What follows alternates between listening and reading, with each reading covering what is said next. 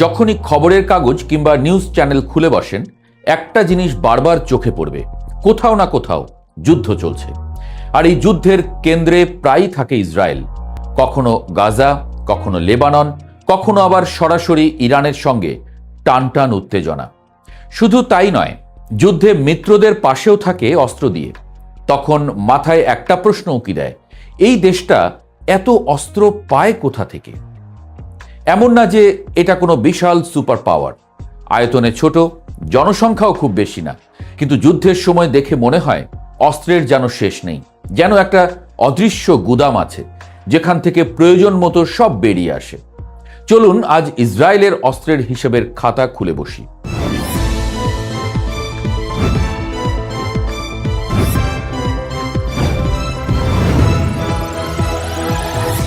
প্রথমেই একটা ছোট্ট টাইম মেশিনে চলে যাই 1967 সালে। সেই সময়ের এক বড় যুদ্ধ, আরব ইসরায়েল যুদ্ধ। 1967 সাল ইসরায়েলকে একটা বড় শিক্ষা দিয়েছিল, অন্যের উপর ভরসা করে টিকে থাকা যাবে না। এই শিক্ষাটাই বেশ ভালোভাবে রপ্ত করেছিল ইসরায়েল। তারপর থেকেই তারা মিশনে নামে নিজেদের অস্ত্র নিজেরাই বানাবে। ভাবুন তো, এক সময়ের স্রোতে গড়ে ওঠা ছোট্ট দেশটা ধীরে ধীরে তৈরি করে ফেলল বিশাল এক অস্ত্রশিল্প।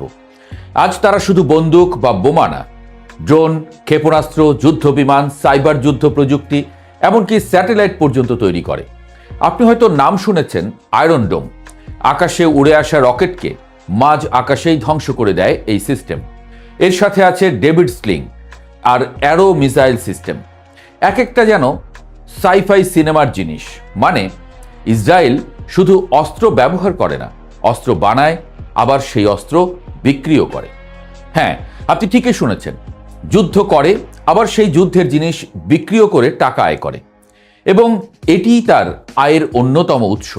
Stockholm international piece research institute বলছে, ইসরায়েল এখন বিশ্বের 7ম বৃহত্তম অস্ত্র রপ্তানিকারক দেশ। তাদের অস্ত্র যায় ইউরোপ থেকে এশিয়া, আফ্রিকা থেকে আমেরিকা, সব জায়গায়। আপনি যুদ্ধ করছেন, আবার একই সাথে অস্ত্র বিক্রি করে টাকা কামাচ্ছেন।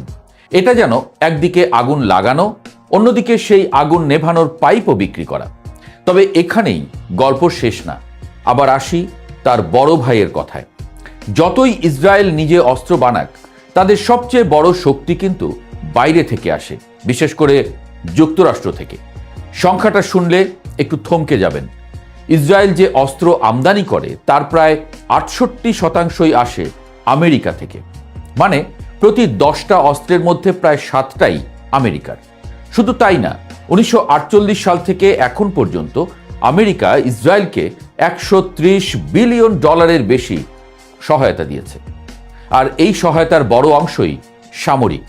আরেকটু সহজ করে বলি, আপনার এক বন্ধু আছে যে নিয়মিত আপনাকে টাকা দেয়, অস্ত্র দেয়, আবার বলে চিন্তা করিস না, আমি আছি। এই বন্ধুটা হচ্ছে আমেরিকা। 2026 সালেও এই সম্পর্ক থামেনি। নতুন করে $667 কোটি অস্ত্র প্যাকেজ অনুমোদন হয়েছে। এর মধ্যে আছে অত্যাধুনিক যুদ্ধ বিমান F-35, F-15, যেগুলো আকাশে উড়ে গেলে প্রায় অদৃশ্য হয়ে যায়। এখন প্রশ্ন আসতে পারে, শুধু আমেরিকাই? না, আরও আছে। ইসরায়েলের দ্বিতীয় বড় অস্ত্র সরবরাহকারী হলো জার্মানি। তারা মূলত দেয় যুদ্ধজাহাজ, সাবমেরিন, টর্পেডো। এরপর আছে ইতালি, আর অতীতে যুক্তরাজ্য, ফ্রান্স, স্পেন, সবাই কোনো না কোনোভাবে এই চক্রে ছিল। তবে এখানে একটা মজার টুইস্ট আছে। গাজায় যুদ্ধ শুরু হওয়ার পর অনেক দেশ বলেছে, না আর অস্ত্র দেব না। কেউ আংশিক বন্ধ করেছে, কেউ পুরোপুরি। কিন্তু বাস্তবতা, গল্পটা এত সোজা না। কারণ পুরনো চুক্তি তো আছেই, নতুন করে না দিলেও আগে যা ঠিক হয়েছিল তা তো চলছেই। আবার পরোক্ষ পথেও অনেক কিছু পৌঁছে যায়। আর সবচেয়ে বড় কথা, আমেরিকা তো এখনো থামেনি। এজন্যই অনেক নিষেধাজ্ঞা থাকলেও ইসরায়েলের অস্ত্রের প্রবাহ কখনো থেমে যায়নি।